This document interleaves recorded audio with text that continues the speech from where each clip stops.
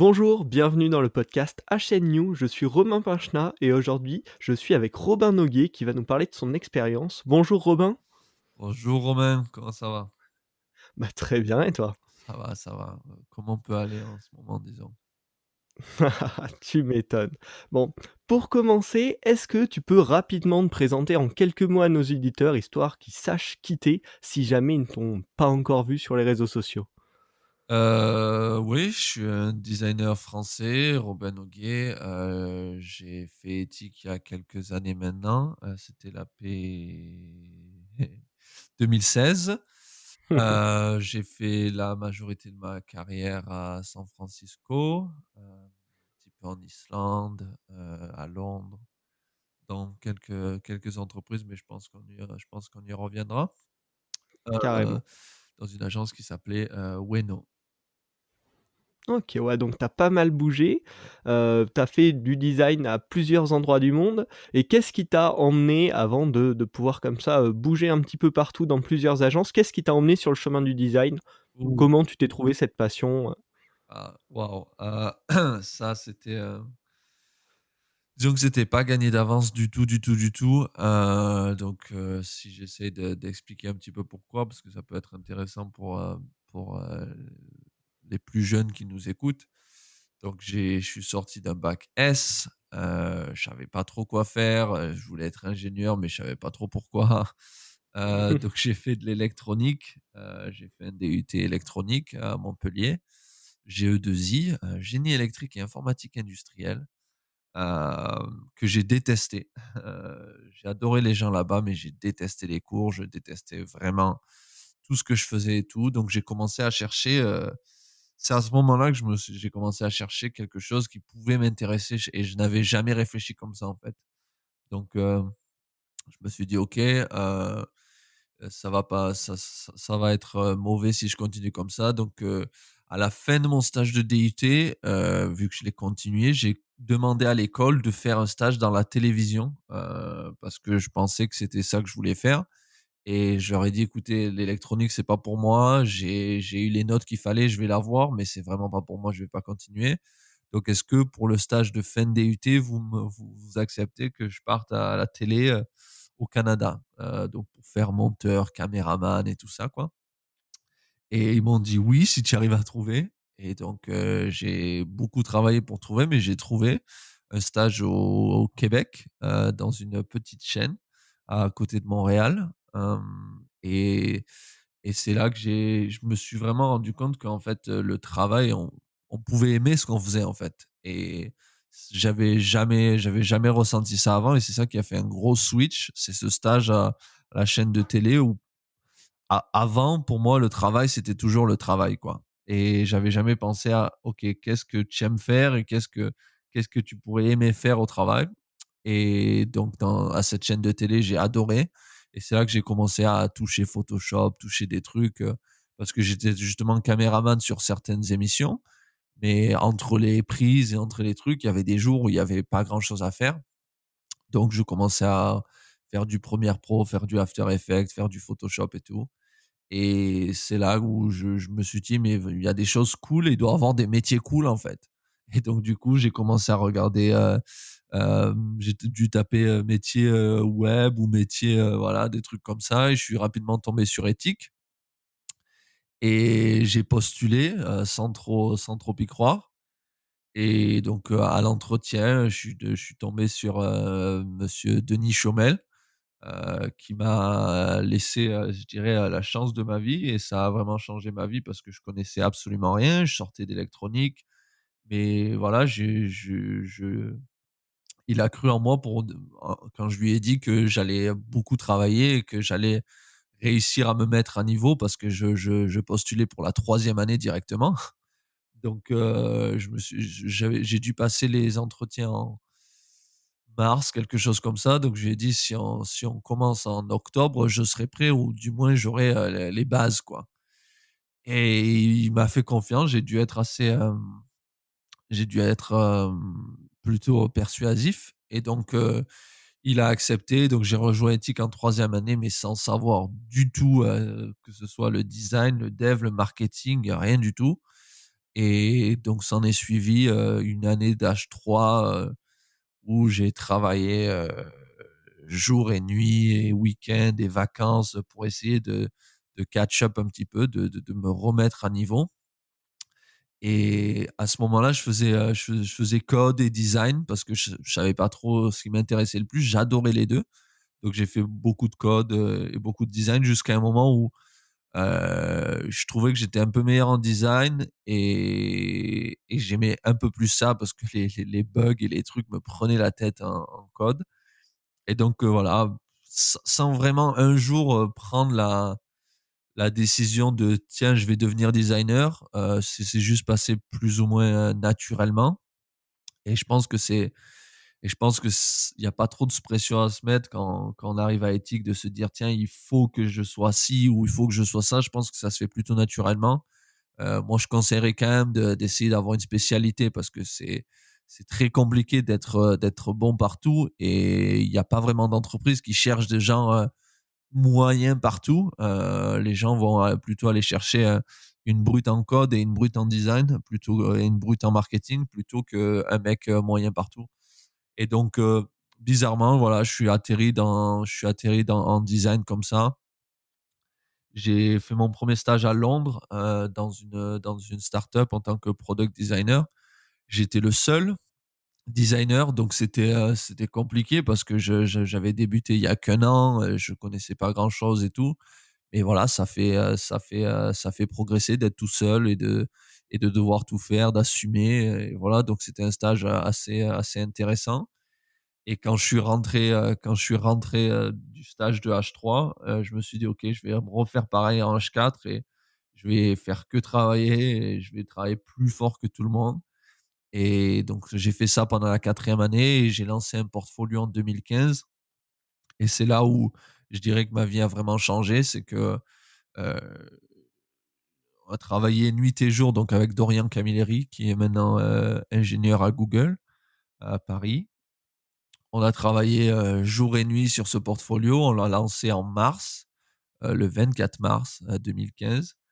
Et je me rappelle, donc j'étais au Rodrigue à côté d'Éthique. C'était là où j'habitais Le fameux. comme la plupart des éthiciens. Et dès que je mets ça en ligne, le temps d'aller du Rodrigue jusqu'à Éthique à pied, c'est-à-dire, 5 minutes. Mon téléphone commençait à chauffer. Il y avait beaucoup d'emails, beaucoup de tweets, des gens qui parlaient de ça. Moi, j'avais fait ce portfolio à la base, heu, juste pour pouvoir, postuler à des boîtes. Je pensais pas recevoir des offres de stage, des offres d'emploi, des offres comme ça. Parce que justement, quand tu es tête dans le guidon, depuis 3 mois et que tu dors très peu, tu sais plus vraiment si ce que tu as fait, c'est bien. Tu l'espères, mais tu sais pas vraiment. Mmh. Et donc, on a lancé ça. Et voilà, quand je suis arrivé à Ethic, ça avait déjà, voilà, ça avait déjà pris, je recevais beaucoup d'offres, je crois qu'en tout, il y a dû y en avoir 200, un truc comme ça, donc c'était quand même, vraiment, C'est vraiment énorme. fou. Bon, après l'époque, peut-être bon, on en reparlera après du nouveau portfolio peut-être, mais, l'époque, il y avait moins de portfolios, moins de bons portfolios peut-être. Mais bon, c'est ce jour-là que je dirais que ma vie a changé. Et j'ai reçu un message de Harald Thorleifsson, le fondateur de Weno, qui vient d'être acheté par Twitter. Mais Ouais, ce que j'ai vu. ouais, et qui m'a dit, moi j'étais complètement fan de lui, on étudiait on étudiait ce qu'il faisait en cours, à Ethic. Et donc, quand il m'a envoyé un message, je recevais de longs messages souvent, de longs emails où les gens essayaient de t'avoir par-ci, par ça, par l'argent ou par quelque chose d'autre. Alors que lui, il m'a envoyé juste, «Coucou Robin, tu veux qu'on parle?» Et ça a suffi quoi, ça a suffi. Il commençait cette agence qui s'appelait Weno. Il pouvait pas m'en dire beaucoup plus parce qu'il en savait pas beaucoup plus. Il savait pas quel type de projet, il savait pas quoi vraiment, qu'est-ce que ça allait vraiment être. Mais il m'a dit: «Voilà, je j'aime bien ce que tu fais et si tu viens chez nous, bah, tu seras pas un interne, un stagiaire, tu seras vraiment un designer à part entière». Et je sais pas, je l'ai senti, je me suis dit, «Avec lui, c'est sûr que je vais progresser», parce que c'est un conseil pour les jeunes designers, mais Pour moi, je pense que dans les premiers jobs qu'on a, il faut vraiment plus, réfléchir au boss ou en tout cas au la personne avec qui on va pouvoir apprendre plutôt que de l'entreprise elle-même. C'est parce que, par exemple, j'ai eu des offres de Facebook ou des trucs comme ça et c'est vrai que c'est peut-être plus, alléchant ou sexy disons de rejoindre, Facebook plutôt que Weno qui était une agence, pas connue du tout vu que ça venait de commencer. Mais on peut très vite être noyé dans une super grande entreprise alors que quand on joint un petit truc où justement on sait qu'on va être important et qu'on va vraiment pouvoir apprendre, parfois c'est plus intéressant. Donc voilà, j'ai fait cette, j'ai fait ce stage de 6 mois à San Francisco qui était incroyable, j'ai travaillé pour Uber, Red Bull, Lonely Planet avec des superstars du design que, je connaissais, que d'internet et qui maintenant travaillent avec moi. C'était fou, qui sont maintenant devenus mes amis, mais à l'époque, je les regardais avec, des grands yeux et donc du coup, là-bas, j'ai essayé de voilà, je voulais essayer de me mettre à niveau même si c'était très compliqué. Déjà parce que j'avais un anglais très mauvais, hem et également parce que, ben, j'avais pas leur niveau, ce qui est normal. Mais du coup, ça m'a fait beaucoup progresser, mais il y a beaucoup d'anecdotes, c'est-à-dire que, par exemple, en tant que stagiaire, je me rappelle d'un jour où j'étais à Uber à San Francisco et le CEO de Waymo, donc Ali, me demande, qu'est-ce que je veux designer pour le nouveau site de Uber.com. Donc, c'est lui qui est le CEO qui demande aux stagiaires: «Qu'est-ce que tu veux prendre? Moi, je prendrai le reste». C'est de genre de choses comme ça qui me sont restées en mémoire, hein, Grosse responsabilité ce voilà, jour-là. grosse responsabilité pour un stagiaire. On était plusieurs là-bas, il y avait, Ben Mingo, je ne sais pas si tu connais, Jenny Johannesson qui est, Chops sur Twitter. Donc on était, peut-être trois quatre et moi j'étais le stagiaire et donc on commençait par moi, ce qui était fou et je voyais bien que c'était pour, m'inclure et me montrer il y avait pas de hiérarchie, quoi. Donc voilà, Ouais, donc disons que c'est la longue histoire de comment je suis devenu designer et donc ça, c'était toujours la fin de la H4 et puis, à la fin du stage de H4, Ali m'a dit donc, que je pouvais continuer si je voulais, mais que et moi je lui ai dit que je voulais finir l'école, rapport aux parents, rapport au diplôme, rapport à tout ça quoi. J'étais si proche donc je me suis dit: «Je vais le finir» et il m'a dit: «Il y a pas de souci, si tu veux revenir, tu reviens ou si tu veux que je t'aide, à aller dans n'importe quelle autre boîte, une fois que tu as ton diplôme, tu me le dis». Donc je suis rentré à Paris, enfin à Montreuil, et je suis allé en H5 et j'ai fait une alternance à Ultra Noir, en tant que UX UI designer, je pense et et donc j'ai fait ma cinquième année en faisant le BP, tout ça, c'était, compliqué. J'ai commencé le freelance à ce moment-là, à côté aussi et une fois que je crois qu'on passait notre oral de BP le vendredi et donc, le lundi, je reprenais avec Ueno, directement. Je leur avais dit que je voulais pas rentrer à San Francisco de suite, je voulais, essayer l'Islande. Ils m'ont dit: «OK». Donc, donc, je suis allé en Islande pendant quelques mois et puis ensuite, j'ai continué pendant, 1 an et demi, disons à San Francisco, jusqu'à que je parte faire le tour du monde, mais on en parlera après, je pense. ouais, bah, bien sûr, on va parler de ce projet espéranto. C'est vrai que c'est assez génial comme parcours. Finalement, tu as eu la chance de rester, de toucher un petit peu à tout, pendant ces quelques années où tu savais pas encore, quelle direction prendre Mmh. et finalement, c'est ton portfolio qui t'a dit: «Bon, beh, go faire du design», quoi. C'est un peu ce qui s'est passé. Exactement, je me rappelle, sur les projets, c'est comme ça que ça se passe un petit peu high-tech. Parfois, tu vas être moi, au début, j'étais plutôt chef de projet parce que j'avais pas de compétences, disons, techniques, pour être autre chose et donc parfois tu vas être chef de projet. Après, vu que je travaillais beaucoup et tout ça, je suis arrivé à avoir un tout petit niveau. Donc, alors, il y a des projets où on me laissait être designer, des projets où on me laissait être front. Jamais fait de bac. Et et en fait, au final, ça se fait plutôt naturellement, quel job on prend. Après, j'en connais beaucoup qui ont changé au milieu et qui ont fait, par exemple, leur stage de H3, H4 en tant que front et puis qui sont passés designer après. Donc c'est toujours possible. Moi, je conseille d'essayer de s'écouter et de voir là où on prend vraiment le plus de plaisir. Pas forcément là où on est le meilleur, parce que ça, on peut travailler dessus, mais vraiment là où on prend le plus de plaisir. Et moi, disons que j'avais le même niveau en design et en front au début, mais je prenais plus de plaisir avec le design. Donc c'est pour ça que j'ai décidé de continuer dans cette voie. Et puis c'est le portfolio qui a, disons, qui a tout scellé, quoi, et qui a changé ma vie.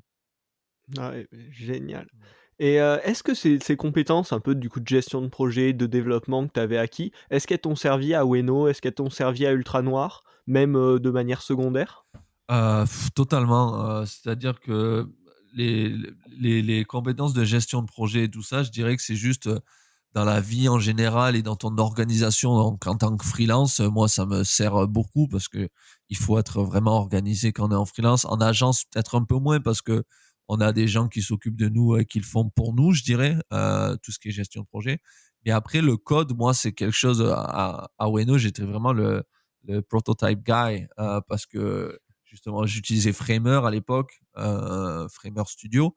Donc c'était du code et il savait qu'à chaque fois qu'il y avait quelque chose à prototyper, ben, on le donnait à Robin parce qu'il pouvait coder, il pouvait, prototyper la chose, on avait juste à lui expliquer, il le faisait. Donc ça, c'était encore un truc qui qui qui sert à disons à sortir son épingle du jeu, parce que si tu es designer, ben, disons que il y en a beaucoup qui sont bons en design, donc qu'est-ce que tu peux faire de plus pour être meilleur que les autres? Et parfois c'est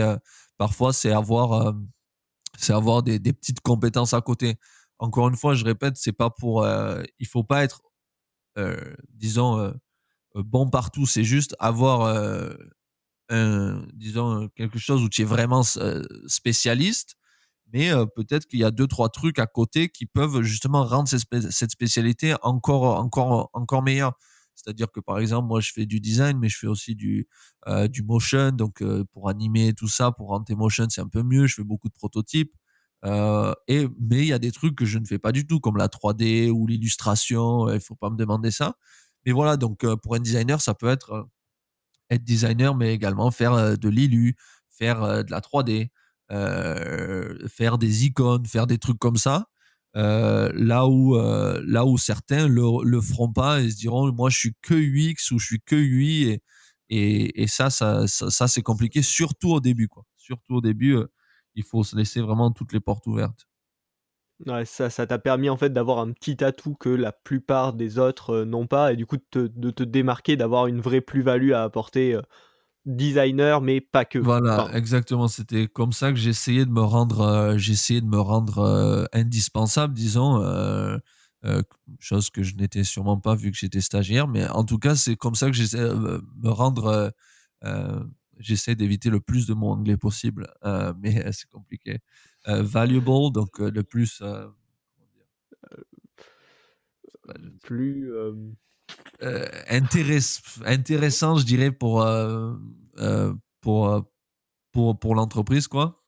Et c'est comme ça qu'après j'ai écrit l'article «Bring the chocolate» qui veut dire donc, «Amène le chocolat». Donc c'est-à-dire que quand on te demande un café, tu amènes toujours le meilleur café possible, mais tu rajoutes toujours une petite pièce de chocolat, quoi, un petit bout de chocolat. Et c'est plus ou moins ce que j'essayais de faire tout le temps. Donc, quand je designais quelque chose, j'essayais de rajouter une petite anime, un petit proto, un petit truc pour, heu, pour justement, faire quelque chose et aller, the extra mile, c'est-à-dire, hem, faire toujours un peu plus que ce qu'on me l'a demandé, quoi.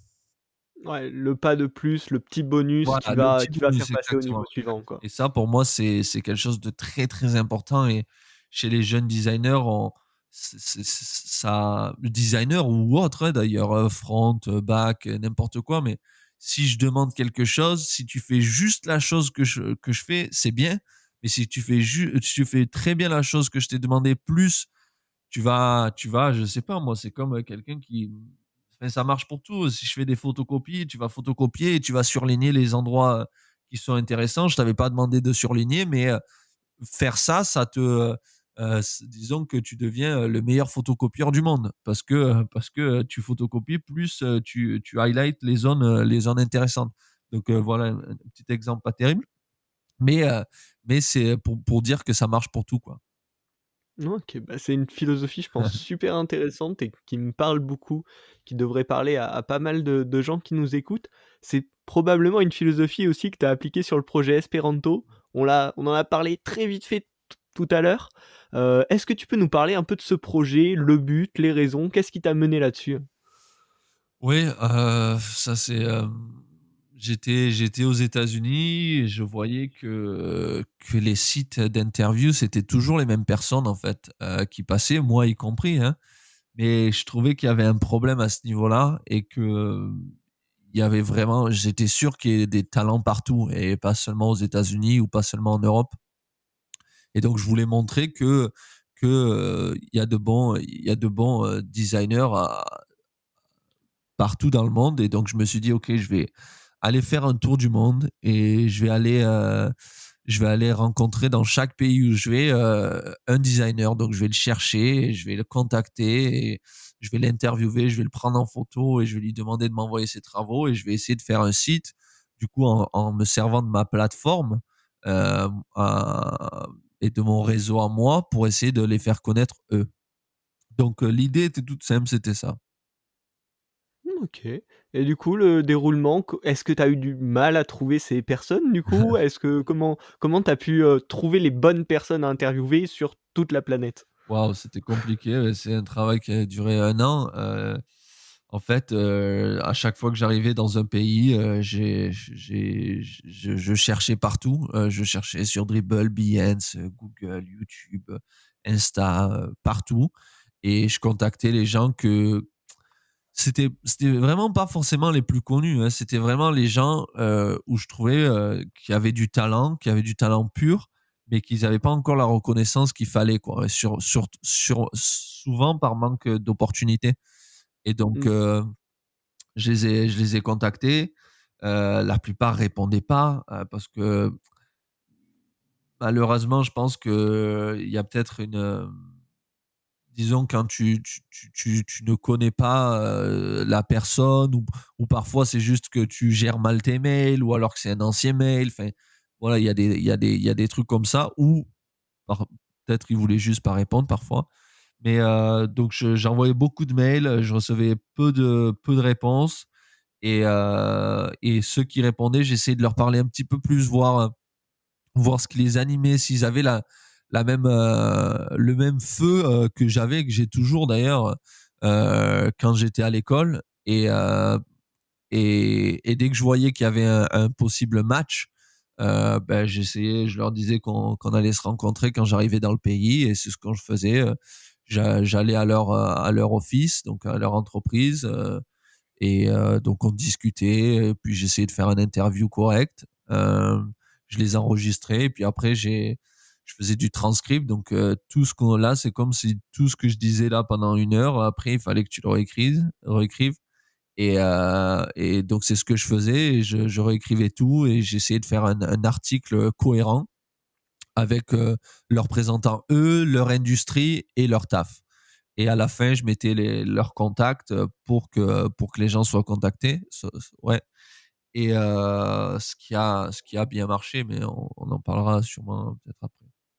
Et beh, ça allait justement être ma question parce que c'est un projet qui a bien marché, je pense, en termes de communication. On en a pas mal entendu parler, en tout cas dans la sphère, francophone. Hem, Est-ce que derrière ça leur a apporté des vrais contacts derrière, de la reconnaissance? Est-ce qu'ils ont pu lancer des choses, suite à ça? C'est quoi un petit peu les résultats, pour eux et peut-être pour toi aussi tant qu'on y est?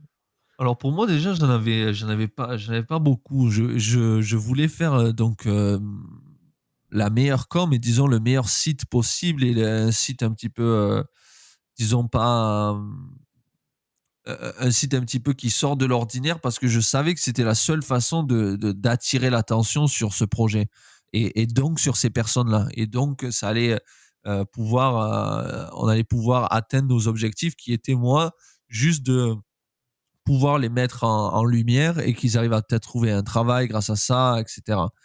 Et donc quand je l'ai lancé, ce qui a très bien marché, c'est que les les interviewés se faisaient contacter et par exemple, il y en a un qui a eu un visa pour aller aux États-Unis, parce que pour aller aux États-Unis, quand on veut un type de visa qui s'appelle le visa O1, il faut montrer qu'on a les compétences ou en tout cas qu'on a des compétences extraordinaires ou un truc comme ça et le Mmh. fait que il représente son pays, dans un projet, international et ben, ça a convaincu et ils se sont dit: «OK, s'il représente son pays en tant que designer, ça veut dire qu'il a des compétences extraordinaires», donc ils lui ont donné le visa et donc maintenant il travaille là-bas. Heu, il y en a plusieurs qui ont été contactés et qui travaillent maintenant à distance, pour des entreprises américaines ou européennes. Heu il y en a une qui justement a pu faire, quitter son job et faire beaucoup plus de freelance et cetera. Donc, vraiment, vraiment beaucoup de retours, et surtout disons ça a été une plateforme pour eux pour, justement pouvoir se vendre mieux, pouvoir prendre confiance aussi en leur travail, j'en vois beaucoup qui, postaient jamais rien nulle part et tout et que maintenant après la sortie d'Espéranto justement prennent beaucoup plus à cœur en voyant en fait vu que leurs travaux maintenant étaient en ligne sur Espéranto et qu'ils ont vu les retours, ils se sont dit: «OK, en fait, il faut que j'arrête de travailler que dans mon coin et il faut vraiment que je poste tout ça beaucoup plus, quoi». OK, ouais, ça a permis en fait de déclencher, certaines, Heu, peut-être pas une carrière, mais certaines, une certaine envie de finalement partager ce qu'on fait pour le promouvoir et pour certains même, ouais, des nouveaux postes, du travail en plus. Donc ça a vraiment été efficace finalement. Tu as Ouais. plutôt bien réussi, le but premier. Oui, j'aurais aimé bien sûr avoir parce que j'en ai interviewé 16. J'aurais aimé que les 16 changent totalement leur carrière et aient beaucoup plus d'opportunités que ça. Je je sais pas exactement le nombre qui ont eu de nouveaux postes suite à ça, mais il y en a plusieurs et donc moi je voulais que ce soit j'aurais aimé que ce soit les 16.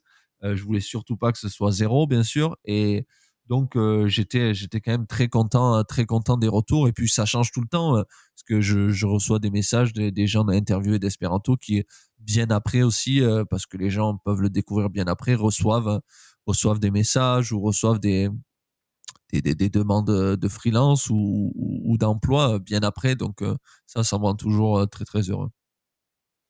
C'est vraiment super. En même temps, pour le coup, tu nous en parlais, hein, mais ça se voit que tu as énormément travaillé le site d'Espéranto Ouais. avec des animes, très sympas qui retiennent justement énormément l'attention et qui font que, bah, quand c'est sorti, ça a fait parler, mais aujourd'hui, on peut tout à fait y Mmh. revenir et profiter de l'expérience qui est, très, très quali. Ça t'a même mené jusqu'à faire un talk à une conférence awards. Comment ça s'est passé cette expérience?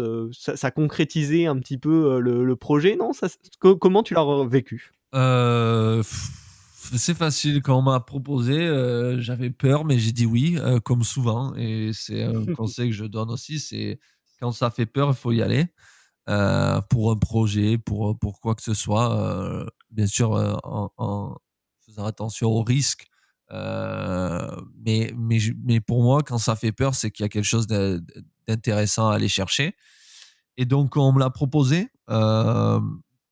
j'ai accepté, je me suis préparé, donc je savais pas du tout comment écrire un speech, comment, voilà, aller sur scène. Il y avait à peu près 1000 personnes à Amsterdam et faut savoir que quand j'étais à Ethic en 2015, j'étais allé à une conférence awards à Barcelone et je m'étais fait la promesse qu'un jour j'y serais. Je savais que j'avais pas le niveau, je savais que ça allait prendre des années de travail, mais je savais qu'un jour, je serais moi aussi sur cette, scène et que je parlerai au lieu d'écouter et donc j'y suis arrivé, Et ce qui était, pour le petit clin d'œil, ce qui était intéressant aussi, c'est qu'à cette conférence, donc il y avait Ali, celui que j'ai joint la même année De avec Ueno? Ueno. Donc je l'avais rencontré là-bas, même si on n'avait pas parlé du tout, mais moi j'étais dans le public en tout cas et je l'avais écouté parler. Et j'avais aussi écouté une de mes idoles de l'époque, qui est toujours un designer que je respecte énormément, qui est Claudio Guglieri, qui parlait à cette conférence. Et pour la petite histoire, l'année dernière à Amsterdam, justement, il parlait juste après moi, donc on était ensemble dans les loges. Et pour moi, c'était un petit peu la boucle bouclée, de justement voir Claudio sur scène et me dire que je veux vraiment y être, jusqu'à y être quelques années plus tard, quoi. Donc c'était assez intéressant. Donc c'était très stressant, mais j'ai adoré. Je l'avais répété 100 fois, donc j'étais plutôt au point, même si devant un public, c'est toujours différent et ça devient une sorte de blur un petit peu parce que on est, là sans être là, c'est compliqué en tout cas pour les 1res fois, je pense. Et ouais, non, super expérience, surtout de super retours, des gens qui ont adoré. Le talk est maintenant sur YouTube, donc si les gens veulent aller voir, ils taperont Ben Oguet sur YouTube. Je suis pas youtubeur, donc c'est la seule vidéo qui sortira. Heu, On retrouve facilement du coup. voilà. Et non, c'était super. Je dirais que la seule partie bizarre, c'est les selfies, que les gens demandent après, où j'étais pas, formé pour ça et c'est toujours très, très, bizarre. Mais voilà, c'est cool, pour la petite histoire. Après, voilà, il faut toujours garder la tête froide et on peut prendre des selfies le vendredi, mais le lundi, on est de retour au travail et on sait pourquoi on fait les choses et justement, on fait ce métier, pour le craft et le plaisir du design en lui-même et pas pour, juste les les les récompenses, quoi. Donc il faut vraiment savoir pourquoi on le fait et pas essayer de faire des choses, que pour les récompenses, mais elles font toujours plaisir quand elles sont là, quoi. Ouais, voilà, c'était le petit bonus, la petite cerise Voilà, sur le gâteau, un petit sourire au passage. voilà. C'est pas habituel d'être pris en selfie avec, des gens, Non, voilà, non, pas du tout. que tu ne connais pas surtout. Mais voilà, Esperanto Bon. a apporté beaucoup, ça m'a permis aussi de faire un tour du monde. Donc là, je parle seulement de la partie, espéranto interview et cetera, mais j'ai, quand tu voyages pendant 1 an, tu apprends énormément, sur toi-même, tu apprends à te débrouiller, tu apprends à être toujours dans l'inconfort d'un bus, au milieu de la Chine ou, d'un tuk-tuk au Sri Lanka, voilà, tu rencontres des gens, que tu n'aurais jamais rencontrés sinon, tu vis des expériences de fou. On a été, plusieurs jours, au milieu de l'Amazonie, on dormait dans l'Amazonie dans une petite tente, on voyageait en barque, on a sauté d'un avion, en Australie, au-dessus des Whitsunday Islands. C'est les trucs qui me viennent, mais on a dormi dans des capsules au Japon. On est allé voir des entraînements de sumotori au Japon. Enfin voilà, tout ce genre d'expérience. On a marché 5 jours pour aller au Machu Picchu, par exemple. Genre de truc que j'aurais jamais fait avant et j'aurais jamais pensé faire parce que je suis très loin du mec, disons, super trekking, super, backpacker et cetera. Mais en fait, c'est là que tu te rends compte que tu peux devenir, qui tu veux. C'est juste, il y a un temps d'adaptation et puis après on s'y fait, quoi. Mais oui, ce tour du monde était incroyable et reste, une des plus belles années de ma vie, ça c'est sûr. Ah beh, c'est vrai que ça fait pas mal rêver et là, dans ce que tu viens de nous raconter, enfin, moi, ça me fait carrément rêver, mais on revoit bien un petit peu le conseil que tu nous donnais tout à l'heure, de te dire: «Bah, ça fait un peu peur», parce que comme ça, on peut se dire: «Ouais, faire le tour du monde, Ah oui. c'est chaud», mais finalement, ça t'a apporté, enfin, des choses inquantifiables, Bien c'est sûr et puis pour revenir sur ça, ça faisait encore plus peur quand quelqu'un comme moi qui a travaillé, heu, c'était impensable ce que je travaillais à Ethic et après et les week-ends et les nuits et tout ça et et avec un objectif, c'était d'aller à San Francisco et d'essayer de faire ma place là-bas. Et une fois l'avoir fait, et d'y être, de dire, et que c'était génial là-bas, donc c'était très dur de partir et une fois y être, dire: «Écoutez, je vais partir, parce que si je le fais pas maintenant, je le ferai jamais», et de quitter tout ça parce que souvent les backpackers, disons que ça va être, tu pars, pour fuir quelque chose. Donc il y a cette fameuse image du patron qui pose, 10 dossiers sur ton bureau tu pètes un câble et tu prends ton sac et tu pars faire le tour du monde. Là, je dis que c'est plus facile de partir, mais pour moi qui étais en Mmh. train de vivre mon rêve américain à San Francisco, de travailler, voilà, pour, Google, Facebook, ce genre de trucs-là, que j'avais toujours rêvé, de dire: «Écoute, je mets ça en pause, entre parenthèses, ou en tout cas j'arrête pour l'instant», c'était encore plus compliqué. Je me rappelle avoir pleuré en partant, chose qui est rare de pleurer pour partir faire le tour du monde pendant 1 an, quoi. Tu m'étonnes. Et si, il y a un designer ou même, n'importe qui aimerait se lancer là dans un projet un petit peu comme, ce que tu as fait pour Esperanto, un projet un peu fou, un projet de rêve, quel conseil tu lui donnerais, le meilleur conseil que tu puisses lui donner? Le meilleur, ça serait just do it. You know, c'est fais-le. Genre, il y a pas, il faut pas, je pense que pour faire il y a un truc, il y a une citation qui dit: «Ils ne savaient pas que c'était impossible, donc ils l'ont fait», ou un truc comme ça. Je ne sais pas de qui c'est, je ne sais pas d'où ça sort non plus, mais je suis pas très bon en citation, mais je dis, qu'il faut juste pas trop réfléchir et juste faire. C'est-à-dire que tu commences petit, c'est-à-dire que tu te demandes qu'est-ce que peut être le MVP de ce projet-là que tu as, par exemple, c'est comme toi, tu as ton propre podcast, donc je pense pas que quand tu as commencé ton podcast, tu t'es dit: «Je vais aller faire, 100 interviews de cette personne-là et puis ça va finir avec Elon Musk». Voilà, je te le souhaite, mais pour commencer petit, il faut se dire: «Écoute, je vais m'acheter mon petit micro et je vais faire un interview, ou peut-être, un interview par, semaine avec des gens que je connais, qui vont durer une demi heure».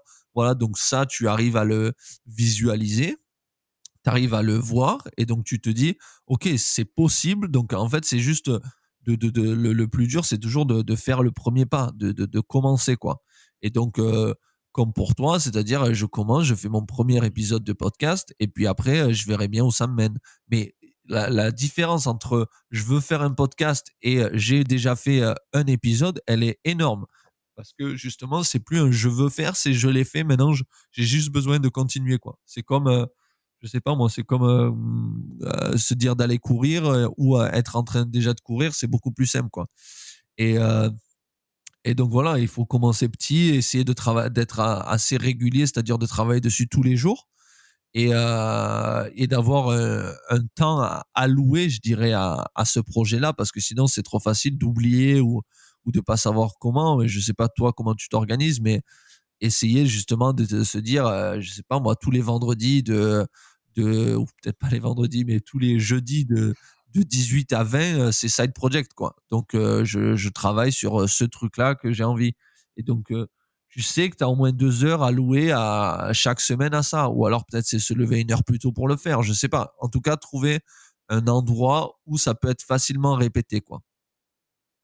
Ouais, ouais, beh, tout à fait, je comprends, enfin, j'aime bien ce concept-là et c'est vrai que moi, c'est un conseil que je donne pas mal utiliser. Il y a plein d'apps aujourd'hui qui permettent de se rappeler que, soit tous les jours, on doit faire cette petite activité à telle heure ou, tel jour de la semaine, ben, on consacre tant de temps à ce projet. C'est vachement simple à mettre en place et en fait, pour commencer, rien que se mettre le rappel qu'à telle heure, on doit faire ça, chaque, jour ou chaque semaine, ça va permettre de débloquer le truc. Maintenant, on le fait et puis ça se Bah passe, oui, quoi. bien sûr, c'est le plus dur, c'est toujours le 1 truc, et c'est toujours «Ah, j'aimerais faire ci, j'aimerais faire ça et tout». Bah, fais-le, commence et tu verras, et autant ça te plaira pas.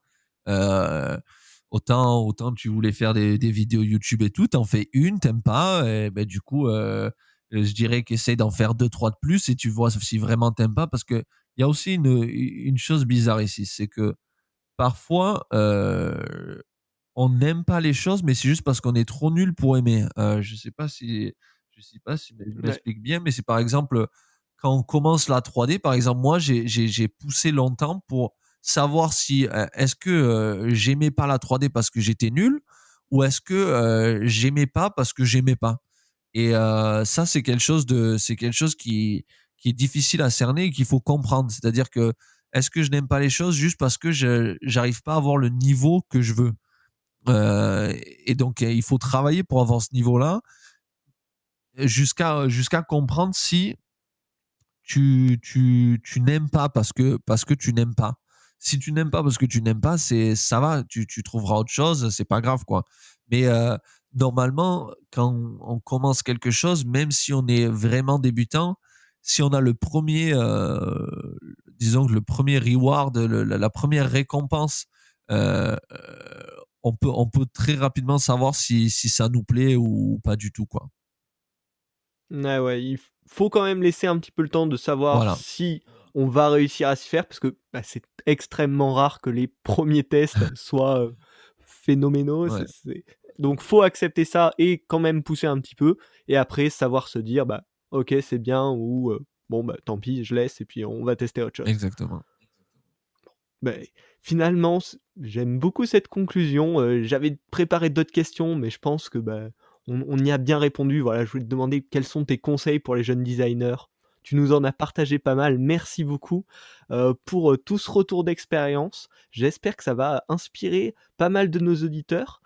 Je vais te laisser le mot de la fin pour, leur dire où est-ce qu'ils peuvent te retrouver, s'ils veulent te contacter, s'ils veulent aller, visiter Esperanto, voir, ta conférence awards, enfin, où est-ce que tu as envie de les inviter, pour qu'ils puissent te retrouver?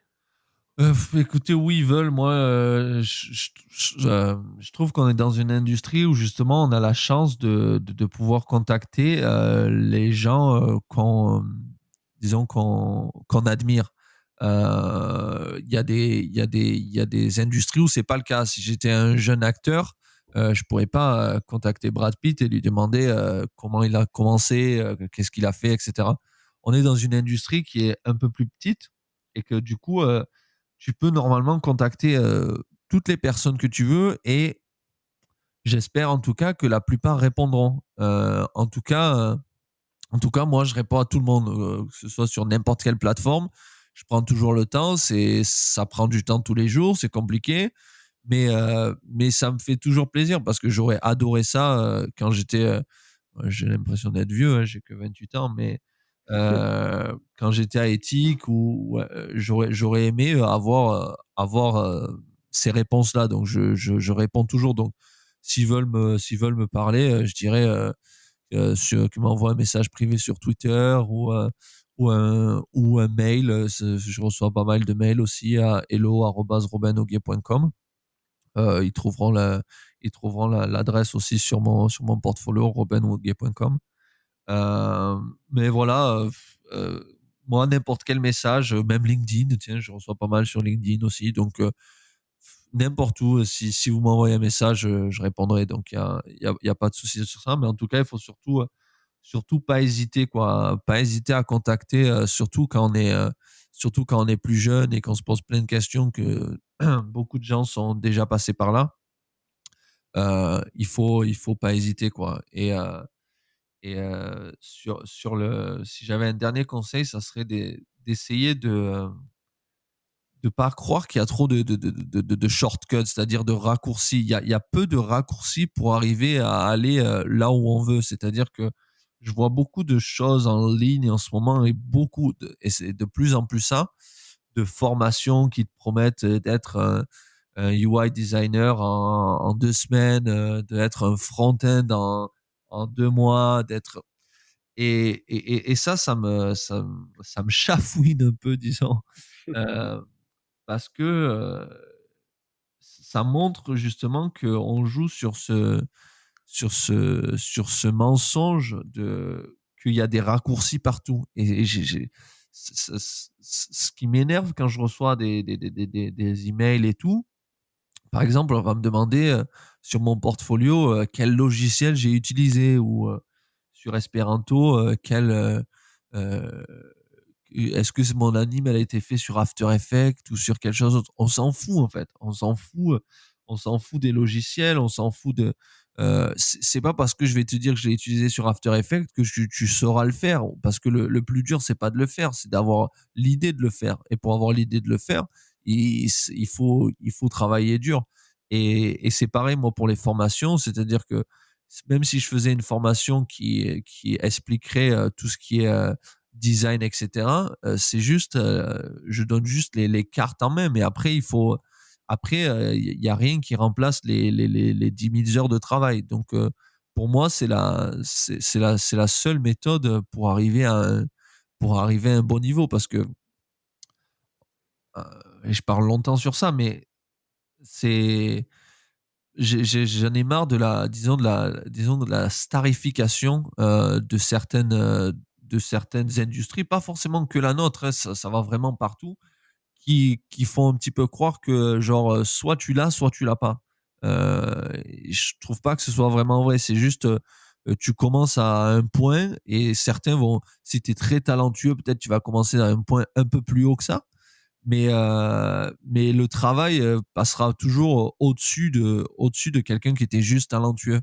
Hem, voilà, c'était un petit conseil de ne pas essayer de chercher de raccourcis et de shortcuts et juste d'essayer de, voilà, de faire des cours, faire des formations et tout pour avoir les cartes en main. Mais après il y a pas de secret, c'est le travail et les heures à copier, les heures à refaire, les heures à jeter des designs, les heures à travailler qui feront que vous serez un peu au-dessus de la norme, je dirais, quoi. Eh bien, merci beaucoup. Va falloir s'entraîner, hein, maintenant qu'ils ont, terminé d'écouter cette interview. Exactement, exactement. Merci beaucoup à toi Robin, pour tout ce temps que tu nous as consacré, pour, toute cette expérience. À bientôt. À bientôt.